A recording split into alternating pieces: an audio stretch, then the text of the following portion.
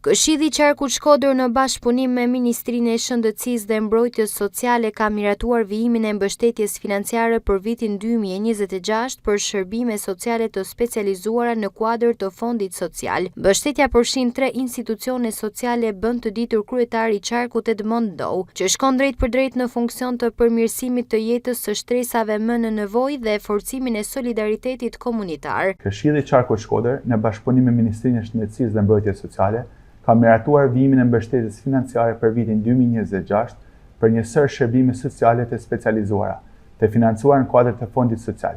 Këto shërbime janë jetike për personat me aftësi të kufizuar dhe përfshin kujdes rezidencial dhe ditor, duke garantuar vazhdimsi, cilësi dhe dinjitet në ofrimin e shërbimeve. Në total për vitin 2026 janë miratuar fonde për 3 institucione sociale kryesore në Qarkun e Shkodrës.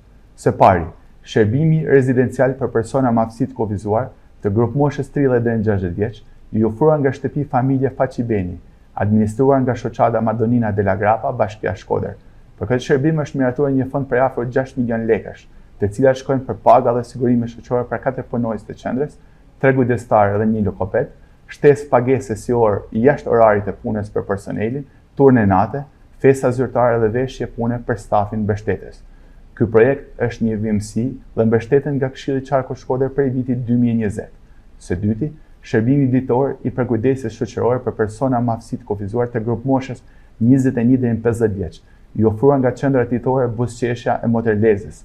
Në vitin 2026 është miratuar një fond prej 8 milion lekësh, të cilat shkojnë për paga dhe sigurime shoqërore për 8 punonjës, psikolog, fizioterapist, infermier, edukator, kujdestar, kuzhinier dhe sanitar.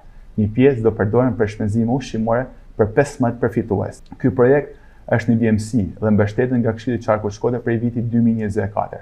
Së treti, shërbimi rezidencial për persona me aftësi të kufizuar të grup moshës 18 deri në 60 vjeç, i ofruar nga shoqata Vëllezërit e Nën Terezës, Bashkia Valldejes.